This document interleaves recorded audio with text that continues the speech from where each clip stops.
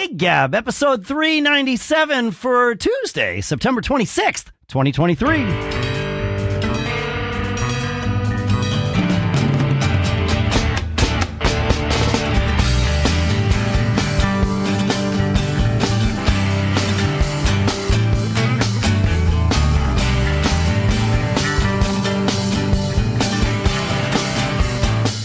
Greetings, folks, and welcome to Gig Gab, the show by, for, and about working musicians.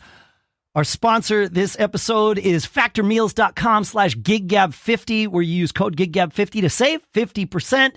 We'll tell you more about that in a little bit. For now, here in Durham, New Hampshire, I'm Dave Hamilton. Here in Napomo, California, Paul Kent. How are you today, Mr. Kent? I am so good, Dave. That's excellent. I'm glad to hear that, man.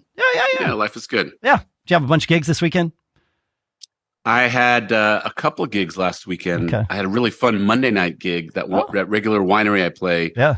Now is doing music 7 days a week, God bless them. And it was mellow, but there were enough people there. Tips were good. They were like just amazing. That's that perfect vibe where there's enough people there where nobody feels like they're all by themselves. They're paying attention. They're tipping. They're asking questions and interacting. It was really a nice night. So that's awesome. Yay, Monday gigs. Yeah. I finished. We had Tech Week, so I played 8 days in a row. We got the show up and running. Things went great. We opened the show, soft opening on Thursday, then Friday, 2 shows Saturday, and then I had a Bitter Pill gig on Sunday, which was also my birthday, which worked out. It was actually really nice. Happy birthday, Dave. Thanks, man. Hey, so enough about us for now. We are very happy to have a guest with us that is perhaps one of the listeners about whom we talk the most. Adam Moskowitz, from VAM Band is here to join us. Adam, thank you so much for coming on the show with us. Always be performing. Way to kick it off. I love it. I said that too early. Sorry. Supposed to wait for the outro, right? No, it's totally fine, man. We say it whenever we have to say it. Thanks for coming on the show. Yeah. You added reverb and everything. I love it. Yeah, Dave and Paul, I love your show, Gig Gab. Thank you so much for having me on and for, talking about some of the topics I've reached out to you guys about. It's pretty awesome. So yeah, well, we've been doing this for eight-ish years, right? Almost Dave? 9. Yeah. Yeah. And certain musicians from around the country, around the world have kind of had this ongoing dialogue with us. And you are, one of the top ones that have just shared super interesting perspectives, send us nice supporting emails over the years. So it's actually very cool to finally get you on the show, Adam. Thanks so much. And, in preparation for this conversation, I sort of went back and looked at the emails I've sent you. And I've been in original bands my whole life up until about 4 years ago when I started this cover band called VAM Band. I'm here in South Florida, by the way, Boca Raton. And it's been really fun to look back and see where I was at each juncture when I emailed you guys, because I'm all about evolution and pushing the band forward and keeping momentum going and growing the project. So it's been fun to revisit some of those old emails, because now I do things in a very different way, and I almost disagree with myself a few years ago. And I think that's actually kind of fun, because it is good. I mean, we're all evolving in the ways that we learn about our band. I mean, that's really, like most people know, this show started out as just a friendly conversation between two friends who played in bands. And we were just going to share, provide therapy to each other, provide helpful hints and that type of thing. And we were like, hey, this should be a show. There must be someone else out there who would want to be part of this conversation. And you just have been popping up for how long ago was the first email you sent us? Did you happen to see that? No, but I could pull it up right here while we're chatting. And, when I was starting this cover band, I didn't really have any experience in the cover band world. Original bands are kind of a very different beast. Dave, you're a Fling project and Bitter Pill as well. So I have a lot of experience in that. My prior band to VAM Band was a reggae original band that I played bass in. And VAM Band, I switched to guitar. So in addition to being my first cover band, I also switched my main instrument, sort of as a personal challenge to myself. I played bass almost by default when I first became a musician, because my friends had a band in high school called Squint, and they just didn't have a bass player. Yep. And my buddy said, hey, I'll teach you, just buy a bass. So boom, I'm a bass player the next day. 15, wait, were you playing guitar before that, or you were playing nothing? I played nothing. I was just a music fan. I had some favorite stuff, but Paul, he's one of those prodigies. We got to get him out of here. No, not at all. Wait, hold on a second, Adam. The funny thing is, the first thing that came into my mind is when we had Brian Geller on, whose very first musical endeavor was copying David Lee Roth in a Van Halen cover band. So you're basically David Lee Roth, Adam. I wouldn't quite say that. So my first email was December 2018. To put some context around that. All right. And in that email, I was sharing with you guys how I'm trying to start up a band and some of the thought processes of how I was getting there. And sometimes the hardest thing about a band is that initial lift off, that escape velocity from going in the rehearsal room to on stage, getting 30-ish songs ready for performance. So I want to kind of dig into this. Let's go back to December of 2018, right? Because now, for those listeners who haven't put it all together yet, you're the one who runs the band that we've talked about, where you've built it to be built it to work with interchangeable members. And one of the ways you've done it, and we've played some samples of this on the show, is that you have not just click tracks for every song, but guide tracks for every song that are synced, I believe, and we're gonna talk more about this, but they sort of cue, here's the intro, here's the verse, here's the chorus, here's the outro, and then you've got lyric sheets and chord sheets that sort of match all of this stuff, so that anyone, and I don't mean just anyone, but a well-prepared musician can show up and play your songs your way at your tempos and put on the show. So that's where you are today. And I want to talk more about exactly where you are today in a little bit, but what was that your vision in December of 2018, or was this all stuff that sort of came to you as by necessity as things evolved? Yeah, definitely by necessity, as I've tried to grow the band and was initially looking for the players that fit my vision of what I wanted to hear. Because like I said, I played original music, I wrote songs, I wrote bass lines, and going into this project, I was really 100% sure that I didn't want it to be on the fence of original, a cover band that plays originals. I wanted to do a legit cover band, a dance band. I wanted to play weddings. I wanted to get to that professional level of tightness. And I put together an initial lineup. We played some shows before the COVID break. And, we were gaining some momentum. We were, starting to build a reputation, but it was really that forced break over COVID where I listened to your guys' podcast a lot, in addition to some other cover band podcasts that I love. And I really just reimagined what the band could be. And that's when I decided we're going to do click, because I worked with a drummer prior to that. Yep. That would speed up the tempo, sometimes 10 BPM. Faster than I was hoping the ideal would be. And no matter what I did, I couldn't control the guys' adrenaline rushing. So I knew that I needed to just create a framework and potentially get a new drummer and, have this, just the system for my band. Yeah. And that's what I've worked on over the past 3-4 years. I've created a system, and you mentioned interchangeable. I like to use the word modular because I think of it like the ship of Theseus, that parable where you take a boat, and if you remove every part of it and you replace that part, is it still the same ship that started? And I sort of think of the VAM Band that way, but I'm the only piece that remains. I've been at every VAM Band show, but the entire lineup has rotated around me. Yep. And I found that having about 4 people for each role, 4 drummers, 4 bass players, is kind of the sweet spot where I can book a gig on any date. And I know that at least one of those 4, they all know my repertoire. Sure. I send out a set list 2 weeks ahead of every show with the exact songs we're going to play. I send them the Google Drive link to all the tracks. And we also perform with a lyric teleprompter, which I think we should get into in a little bit. Okay. But all right. Yep.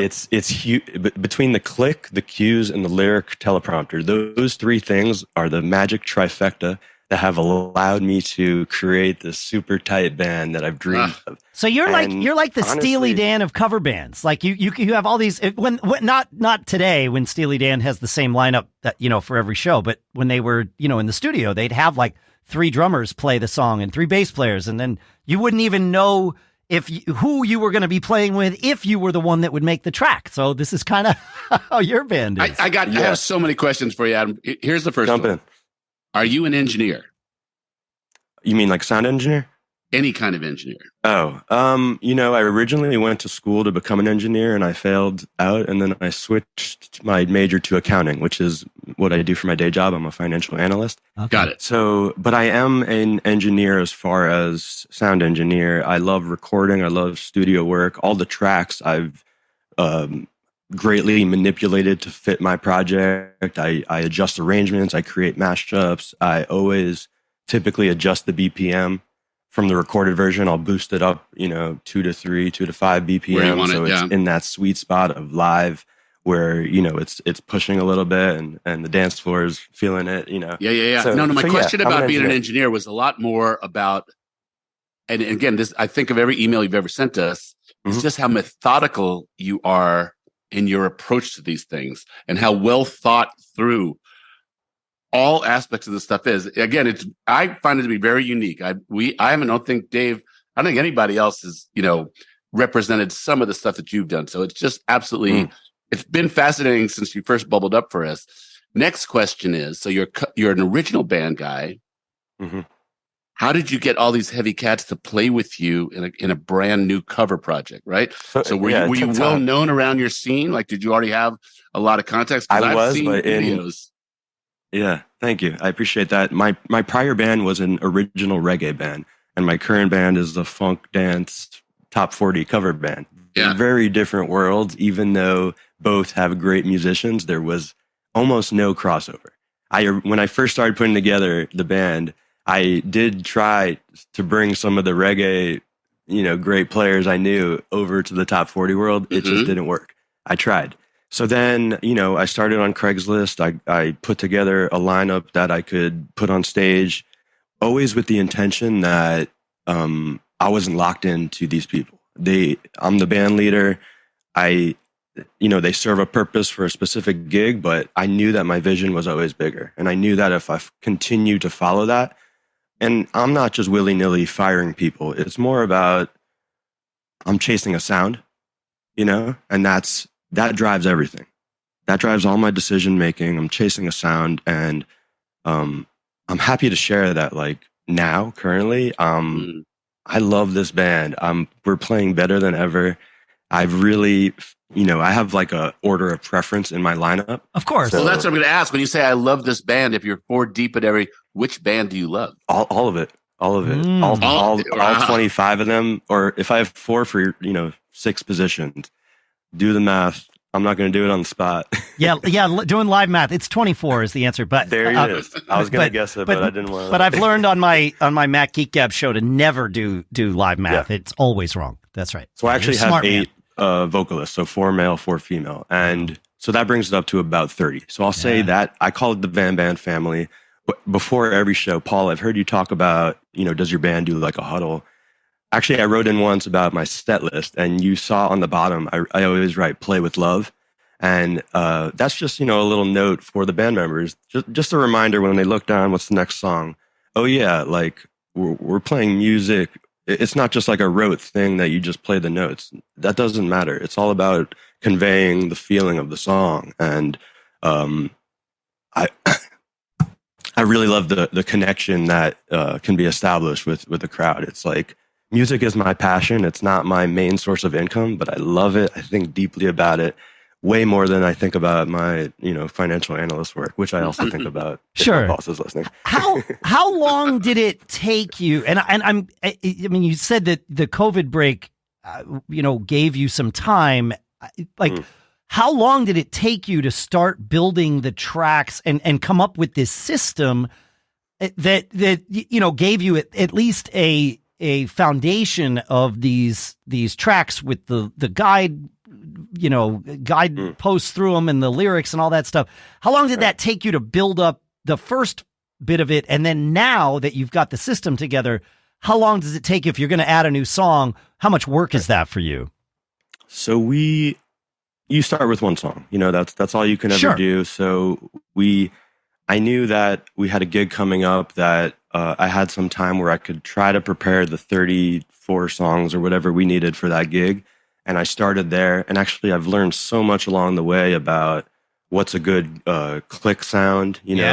Some click sounds will get lost in the mix really easily in a live mix. Yes. So we use a cowbell. I can attest to this. Yes. Yeah. So I use a cowbell, and it has an accent on the first beat, and it's consistent for every single track. Some songs, we do All Night Long by Lionel Richie, and there's some bars of 2 in a 4/4 song. Yeah. So, I make sure that the accent resets on the bar 2, little things like that, so that we all stay on the same page. And I think of it like the Invisible Conductor. So I started with one song. I think the very first one I did was the song Brick House by the Commodores. Yeah. And from there, I've just iterated. I've kept doing songs. We have about a repertoire of over 140 songs currently.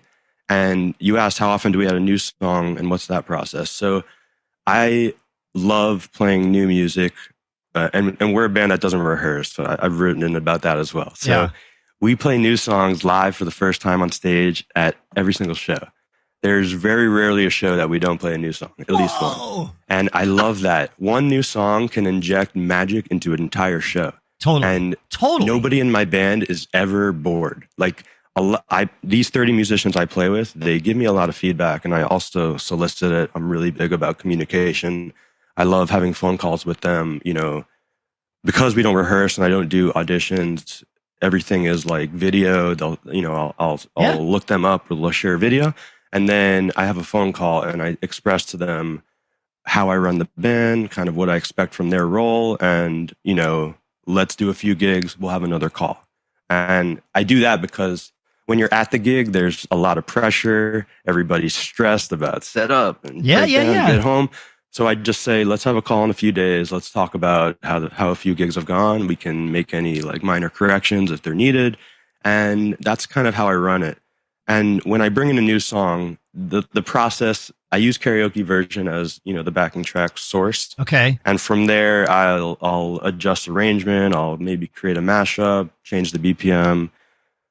And then I create the practice tracks. And I do that by using snapshots in my DAW. So I can have a version minus drums, a version minus bass, minus keys, etc. And then I just, I'll cue all that rendering of, it's about 10 tracks if I do one minus each instrument and then one plus each instrument as a learn track. So they can listen to it with their instrument louder and hear what's really going on. So that process, and then from there I create the lyric video, which is a bonus step.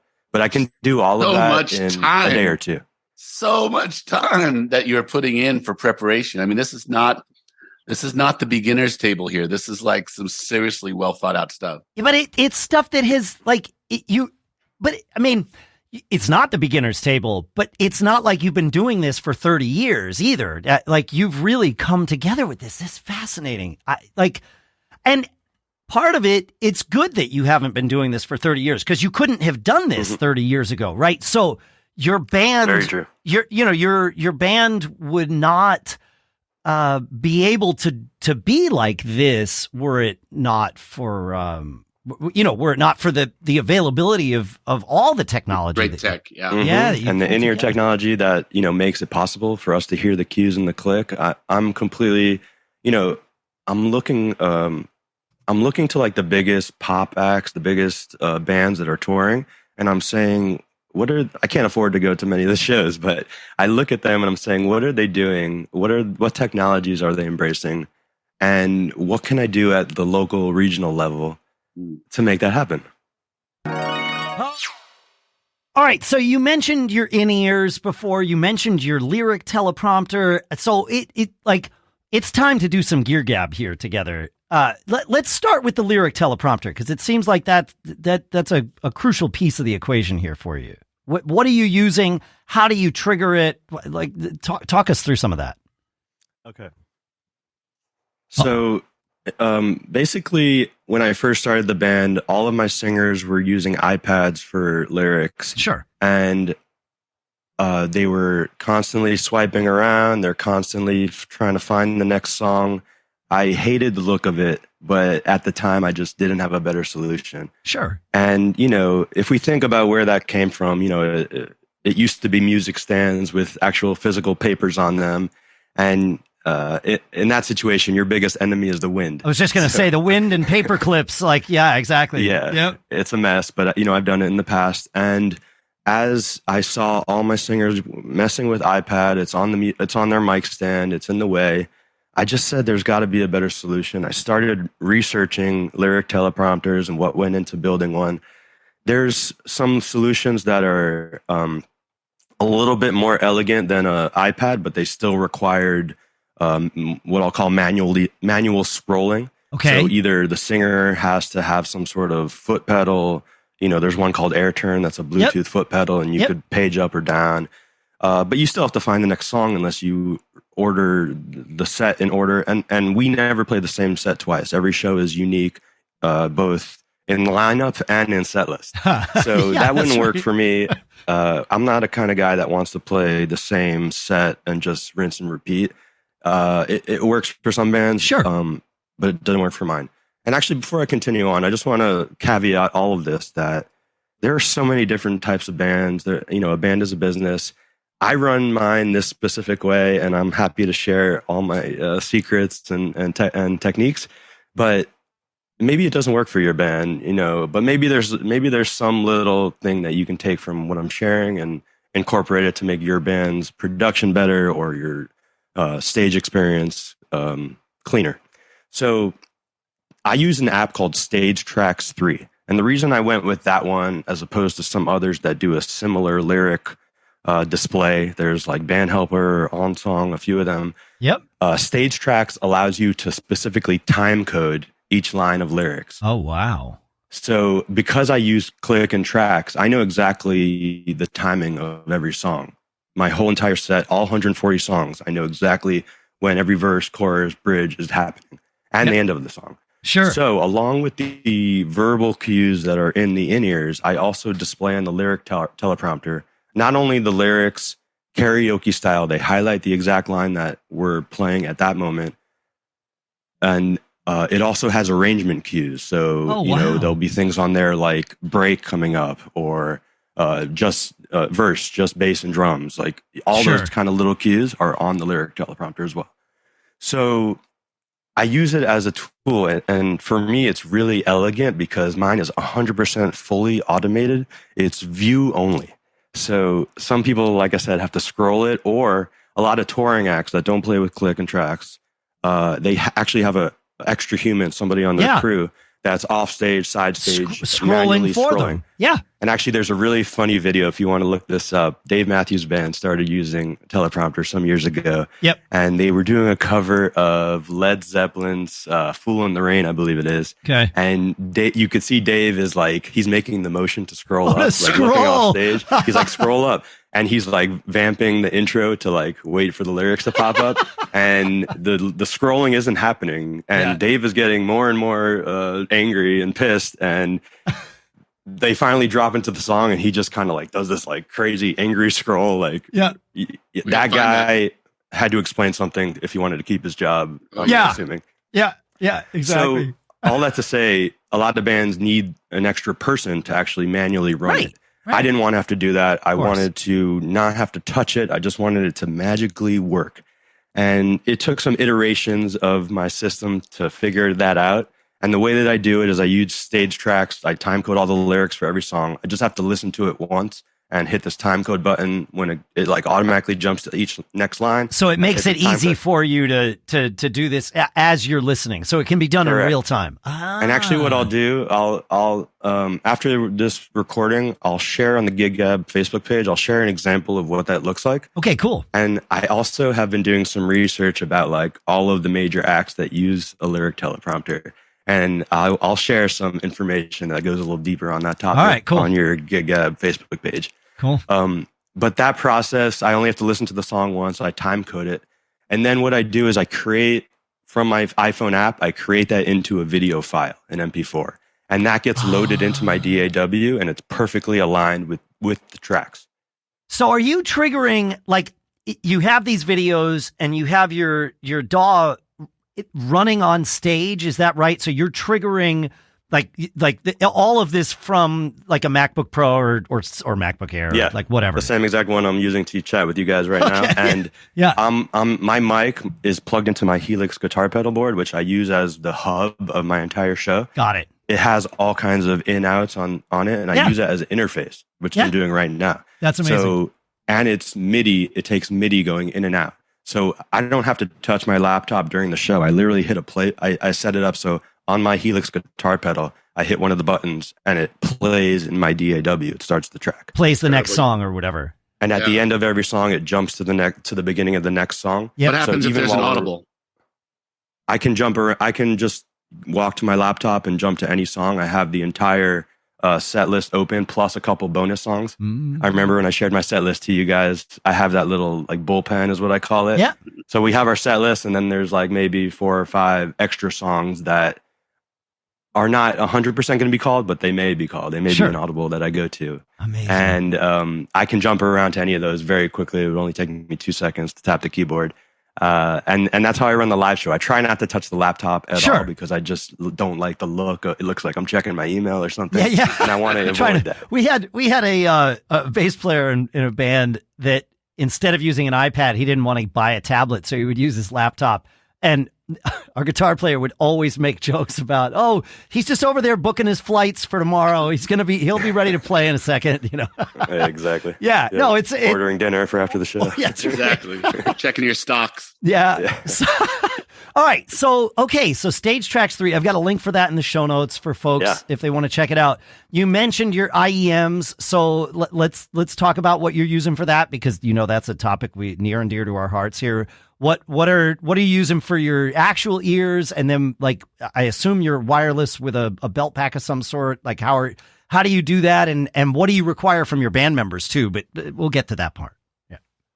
Yeah. So the band members, all they need to bring is their in-ear headphones. And these days you can get a pair that's, you know, decent for stage as cheap as $20, $25. There's really no barrier to entry. Yep. And the only other piece that's needed is the little belt pack, which, you know, I always carry about 6 of these. Okay. It takes the XLR feed from my mixer and they plug their headphones in.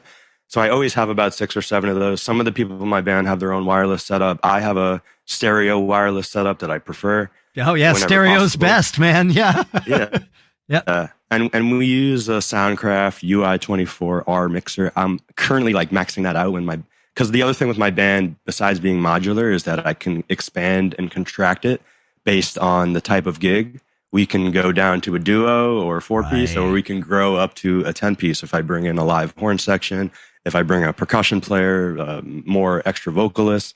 So when we grow to be a bigger band, I run out of inputs on. So I'm soon going to upgrade to like a 32 input. Sure. But for now that works, and it has 8 auxiliary outputs for monitoring. So that covers all our bases, and everybody has their own inner mix that they can, mix themselves on their phone. There's no app needed for the Soundcraft. Right. Very cool. Yep. So, but I do want to get a little bit nerdier here. I want to know which wireless belt pack you use and which in-ears you're using these days. Yeah, so there's the Behringer P2, which is a really good one, but that runs on AAA batteries. So they also have one by a company named Donner, and that one's rechargeable. So it's great because I don't have to worry about replacing the batteries. You know, they last for like 30 gigs, but how do you know when to replace them? So the Donner ones I have been buying more recently, and I just recharge it before every gig, never have to worry about it. Really, I can send you the link for that if you'd like. Is that the Donner EM1? Is that what it is? I believe so. All right, cool. I've got that. And then what are you putting in your ears these days? So right now I just have this cheap Shure. These aren't anything great. Yeah. They're the final piece that I need to upgrade. But as a band leader, I've like always found other things that I want to invest in, and I worry. You know, these do the job. At some point, I will invest in a custom set. So I'll get hang tight a little bit on that, because I think I have found a company that makes good quality, affordable, custom IEMs. I was out to lunch with our friend Mike Dias, who's been on the show. He is like, he is the guy who knows everybody in the in-ear world. And I said, look, man, I need to know of a company. If I said to you, I want to buy inexpensive but quality in-ears, and he just, without even taking a breath, he spat out a company name. So I don't want to recommend it without trying it first. So that's why I'm being coy about this. Cool. But I'll throw a little something out there. Coming soon. Yeah. I'm interested in that. I know my drummer works for an in-ear company called Clear-Tune Monitors. So okay. At some point, I'll probably go through him and he'll give me the drummer hookup, because I've been paying him well for many years. Yeah, there you go. Yeah. So, what's the name of those? Clear-Tune Monitor. Tune. Okay. Yeah. All right, cool. Yeah, I'm always happy to hear about it, the off-brand ones, because that's what generally that's what's going to be affordable for people. And if somebody's doing it right, but they aren't spending, a fortune on marketing, well, then maybe that savings can be passed along. So, well, we've been talking about this a while, how these things get commoditized. Yeah. And the name brands hold on to a high price point as long as they possibly can. But in the meantime, like if you go on Amazon, you are seeing like people raving about some of these in-ears that are, like you said, $20, $40, $50, $80. Yeah, KZ is the brand. KZ for universal fits. Yeah, KZ is a great place to start. That's what Nick uses. Yeah. They do the job, and I tell my people in my band, no iPhone headphones. We're not doing that. Yeah. No. It's in-ears only, and like I said, very cheap barrier to entry. Yep. All right, Adam, I've got two super interesting questions for you. Yep. So 6 to 8 people at each position. You're very deep. You're a band leader. Do you ever get people saying, "Why didn't I get that gig? What's going on here? I thought I was your guy," or something like that. So how do you? It's socially difficult to manage the same people every day. How do you manage a deep bench? Sure. So many of the people I play with perform in several other bands. So, and not all of them, but part of me is, like I said, always chasing a sound. So when I'm considering who to hire for a gig, it's, I have my preference as far as my rhythm section, but vocalists, I actually enjoy, like I said, I have 8 vocalists, 4 male, 4 female. I actually enjoy mixing and matching them in different, really are like Steely Dan combinations. Yeah. It's fun. I mean, I do this for fun and joy, and it's every show is then got this like special energy, because we're laying it all out on stage, sometimes in front of really big crowds. We're performing this stuff for the first time, but everybody is professional, highly professional, and everybody's coming prepared, ready to go, and I give them all the tools to show up to knock it out of the park. I mean, with the click and the tracks and the lyric teleprompter, I think of it like bowling with bumpers.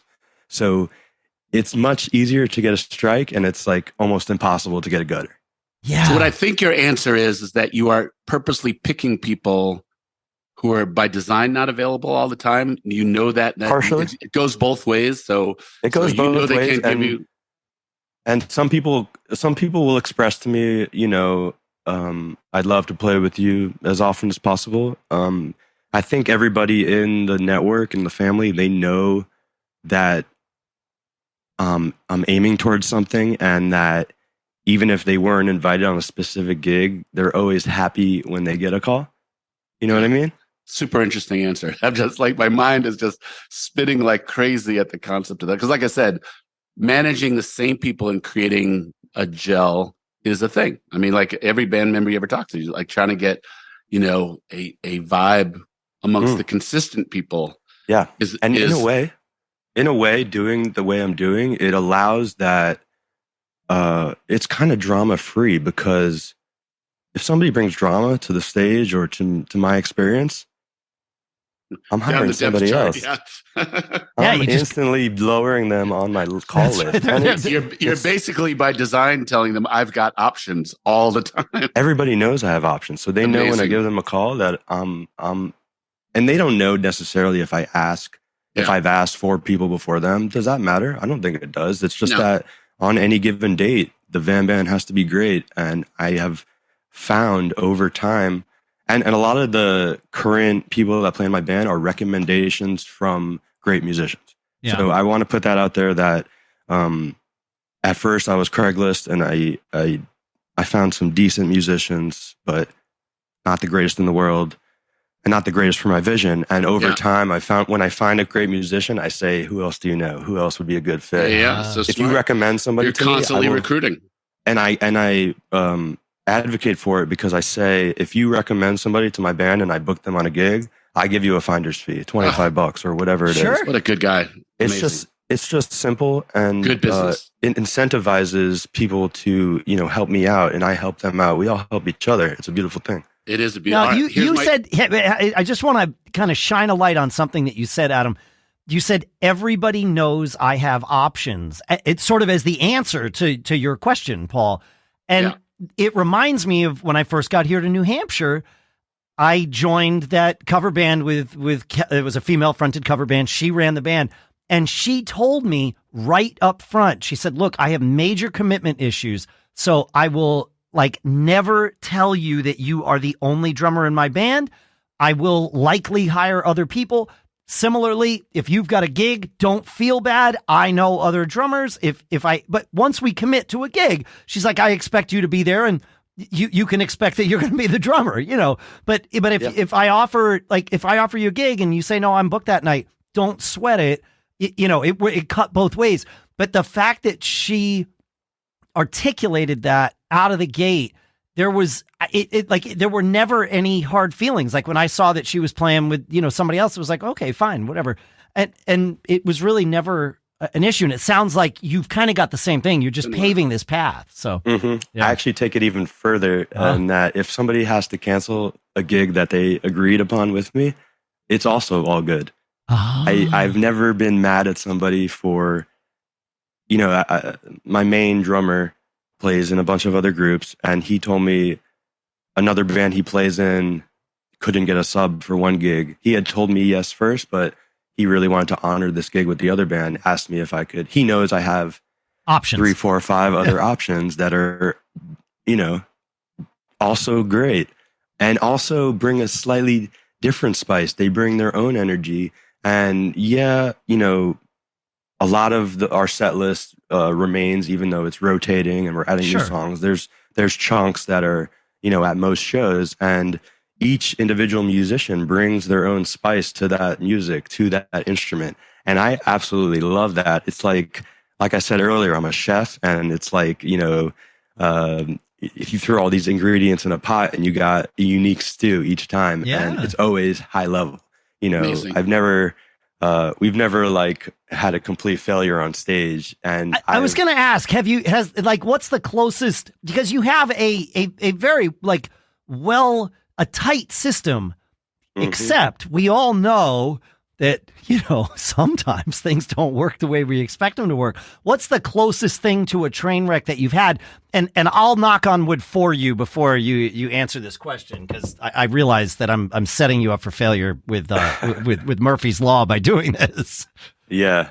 Things go wrong. Sometimes new technology hasn't worked out all the kinks yet. Sure. As I attempted on stage. And sometimes I need to we had a gig once. We mentioned wind earlier with the music stand. So I keep my laptop on a stand off to the side of the stage. We were playing an outdoor gig, and during set break, we were playing 2 sets. And during set break, a huge gust of wind came along and knocked my laptop over. And the reason I knew is because I also create playlists that go on during our set breaks. Yeah. Because one thing I hate is when somebody else DJs and they're DJing a song that is about to be in our set. Sure. In 20 minutes. Right. I hate that. I hate that. I want music to be fresh to people's ears. So I have all these kinds of set lists, DJ mixes, different kinds of things, pre-show, mid-break, after the show, all kinds of different things. And so this one gig, all of a sudden the music stopped, and I looked over and my laptop had blown over and was on the floor. And I don't have a new laptop. Dave, I know you also have another podcast, the Mac, Gig Gab. Is that that's right. Yeah. So I've listened to that as well, and I'm a fan. And I've been thinking about writing in because you're giving away some sort of laptop on there, right? Oh, we're giving away a laptop on Business Brain. That's right. Business Brain. Okay. Yeah, so right into Business Brain. Yeah, because I need to do that because the laptop I use for everything I've mentioned to you guys, all the shows, I'm using it for Zoom right now. It's from 2012. It's a MacBook Pro, and it's barely hanging on. I do all my video editing on there. This incredible, technically adept dude is using 10-year-old laptop technology. I need an upgrade, and Dude, I'm gonna put it out there. When you if move anybody wants to donate, when you move to Apple Silicon, because you're on Intel right now, and I know I'm getting like nerdy in another way, but when you move from Intel to Apple Silicon for your video editing and all that, it's gonna blow your mind. I know, and I can't wait. It's really slowing me down. Yeah. Like, I could be doing all of this quicker, but I'm restrained by my laptop. And so this amazes me even more that you've done everything that you do on that. Listen to this, folks. None of us have any excuses at this point. Nope. Right. Get to work. Get to work. All right. My last question, Adam. So I've really enjoyed this chat, man. You are an instinctive entrepreneur. I mean, the way that you just have, I started asking for an engineer just because I have not met another band leader that is so methodical in thinking out a business plan. However, my brother, I will tell you this, you are the polar opposite of my band, right? So my band is this, my goal is to have it be the exact same people every day, year after year after year. And but it's not. Well, it unless it's an emergency, it is, right? And I've heard you the share reason stories of you've had different drummers come in, you've had different bass players come in, you've had many guitarists. I don't want to cut you off, but if you time lapse your band, if you kind of fast forward it, it's kind of the same as what I'm doing. Well, let me explain why I've never had a period where it's been like a revolving door. I've never ever had that. And the point that I'm trying to make is I've always felt it important that if someone hires the House Rockers, they know exactly they're going to get a 10-piece band with a 5-piece horn section. Always. And I spend, like, if you ever look at our Facebook page, I want to build an audience based upon people who know the personalities of my band. I post the band members' birthdays, video, whatever it might be. So my strategy, so I I had a drummer get sick and I had to have a sub drummer for a while, but it has never been ever part of my strategy to have a open chair and a revolving door. We might have been, like we had the same lineup for many, many years. Again, an occasional sub for an emergency, but it's never been an open chair type of situation. So that's my point about how we are like very different. So my question to you is, do you price your band based upon the number of people that you're putting on stage? Do you, how do you deal with when someone comes up to says, "Oh, I love your band," or "Where's so-and-so? I love hearing her sing," or "I love his soloing," or something like that. So how do you kind of deal with that when the external forces of the world ask you questions about your model? Yeah, and it's a great question. What often happens is people come up to me. They know I'm the familiar face in the rotating cast of characters. And I completely, like I said earlier, there's infinite ways actually to run a business, and a band is a business. So I totally respect the idea of a familiar lineup, and people know, whoever's on trumpet is going to be on trumpet every show. That's great. I love a lot of bands where I love the individual musicians. If the Beatles had a rotating cast, they wouldn't be the Beatles. I get it. But what I'm trying to deliver is a high quality product no matter what. And I don't want to say no to opportunities, which I've had to do in the past when I didn't have the options. I've been offered gigs and I've had to say, no, sorry, my drummer is out of town. So I hated that. I want to play if I'm available and it fits into my life. And I've taken steps so that that's feasible. Why? Go ahead. Finish your thought. Sorry. Just one more thing. When people come up and they're like, "Oh, hey, where's this other singer?" But whoever you had tonight, they were so great. It's typically like every show is unique, like I shared, and the talent that I'm getting is only getting better. So nobody's coming up and saying, "Hey, where's the singer that you stopped working with?" There's a reason I stopped working with them because they weren't following my vision. Yeah, no, amazing. So the last question, really quick. We could do this for several more hours. Yeah. did it ever cross your mind, if that is your model, why isn't it Adam Moskowitz in the VAM Band? You know, it's not so much about me, and I'm not the lead singer. Maybe if I was a lead singer, I'd put my face more on it. But I'm the guitar player, and I'm actually, you know, on stage, I'm a performer. I love, you know, I play wireless. I love moving around. I love sharing the energy with the crowd. But off stage, I'm an introvert. I'm a very shy guy. Like I shared, music is what has helped me get out of my shell a little bit throughout my life. And when I'm behind a guitar or a bass or whatever instrument I'm playing, I come alive in a different way. And that's sort of like being on stage and performing with my band feels like home, almost, you know, almost more than any other place beyond my physical home. You know, like playing on stage and being in the flow of music, there's nothing better to me. It's like, it makes me feel so alive. I love that I'm able to create and facilitate these experiences for not only myself, but different musicians that I play with and different crowds. We play all over South Florida, from, you know, down in the Keys all the way up to West Palm Beach. And we've even done some gigs in the Bahamas. They flew us over and did a gig a couple of years ago. So I just absolutely love playing music. It's the greatest pleasure, you know, beyond my family. And I just want to continue doing it as long as I'm alive. Yeah, man. Well, you know, it's interesting. You mentioned that there's an invisible conductor on stage. In a sense, it's you, right? You're the invisible conductor. Like, and I used to, you know, before I did all the cues and all that, I used to have my MD mic, and I have my mic splitter, which I've shared with you in the past. Sure. It's just a box I can step on that pulls my mic out of the house and just into the in-ears. And I used to guide the band that way, and I would pass solos around that way. And now, because I've automated everything, I barely have to talk to the band unless there's an audible, unless there's some special situation where I need to tell them something. I still have it there, but I now use it less than ever because I've automated it. They have the prompter. If they want to glance at that as we're heading to the bridge, they can see exactly what's going on. That's great. So, God, no, as I mentioned at the beginning of the show that I did Tech Week for this theater show, and the band's on stage for it, and the band is spread out on stage. So there is no like whispering that could happen. And I've got one night that I'm subbing out, and I spent so much time last week and this week even creating notes for the sub. It's an impossible thing. If I were him, I would quit. I would not want to sub this gig, right? Like it's not easy.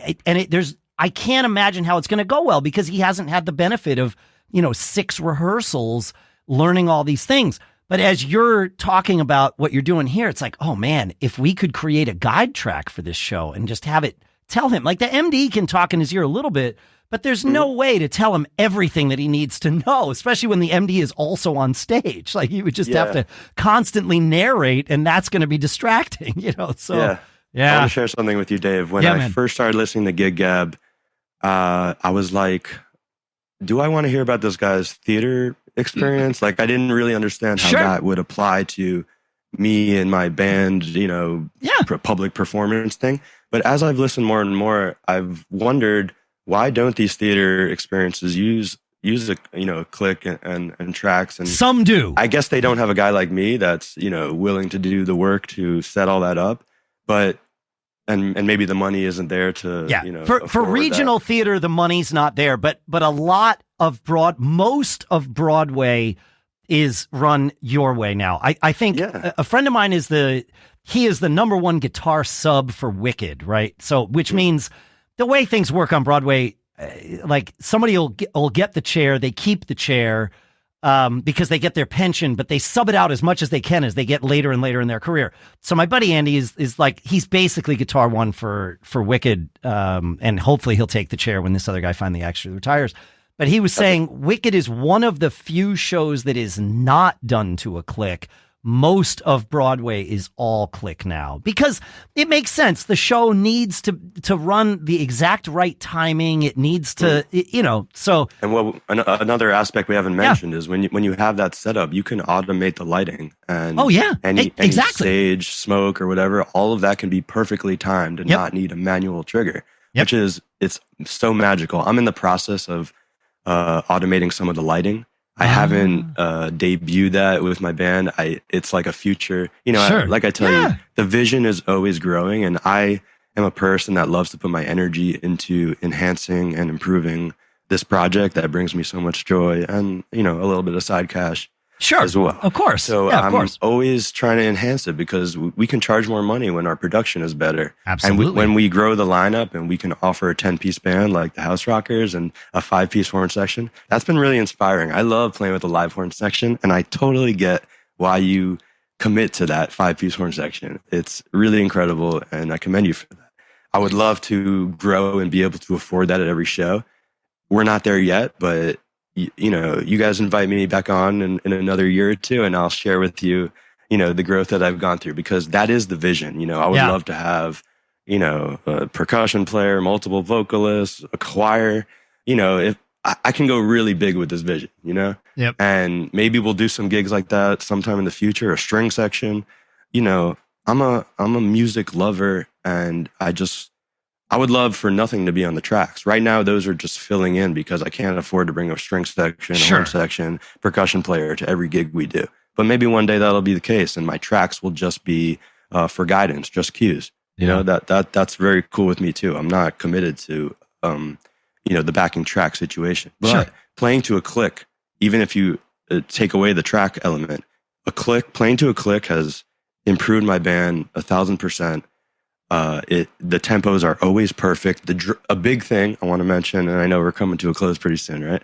So the drummer does not have to count his sticks 4 times to start every song. Right. When you're playing with the click and cues, everything is automated, and we just hit the downbeat on one, or the drum fill comes in, whatever it is, just happens. There's no, are you ready? Are you ready? Are you ready? No. Song just starts. You better be ready because the click's happening in your ears. Yeah, exactly. And every song, it starts with, the name of the song, the key of the song. Because also, Paul, you mentioned, why would you need the chords? You played these songs hundreds of times. We play certain songs because we work with different singers. Some songs we play in different keys, actually. Oh, from gig to one night you might play it in one key, and the next night you're a whole step up because you're with a different singer. Oh, wow. Yeah, exactly. It's usually a step down, but whichever. Right. Yeah.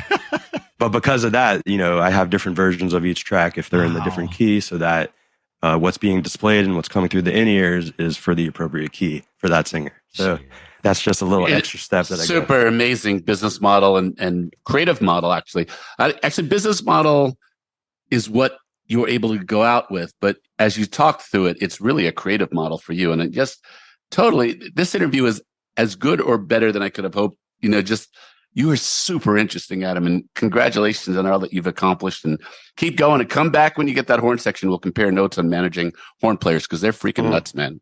But I love them. That sound of live horns, there's nothing. Yeah, there's nothing better. That moving air through a metal thing. That's one instrument that I don't play that I would love.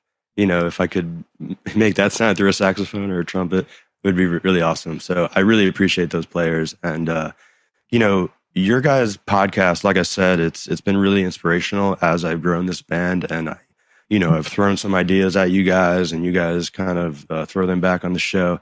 So it's really cool to see that progression and then come on the show and be interviewed by you guys. Thank you for having me. It's really cool. Man. And great, man. It's awesome pleasure to chat with you. It's been a conversation among friends for 8+ years, and now consider yourself a friend. Yeah. Thanks for all the emails over the years, and thanks for just adding so much to all the listeners that are listening tonight. So thanks a lot, man. Before we go, tell everybody where they can find you and find VAM Band.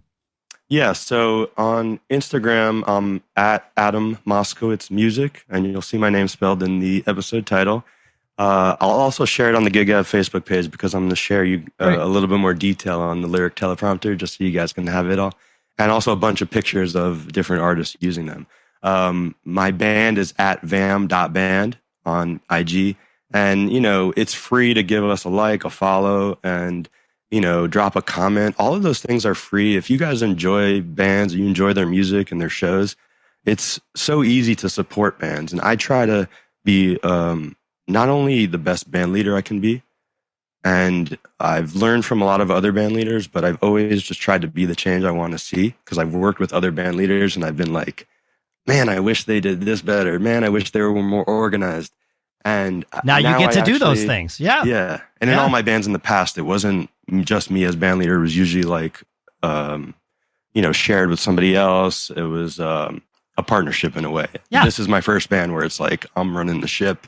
I'm doing things the way I do it 100%. And you're rocking it, man. This is great. Thank you so much. Thanks for coming on the show. This has been, it's been a long time coming, and I'm glad we finally made it happen. Yes. Amazing. Yeah. I got one last thing to say to you guys. Yeah, what's that? What's that? Always be performing! That's good advice. Thanks again, man.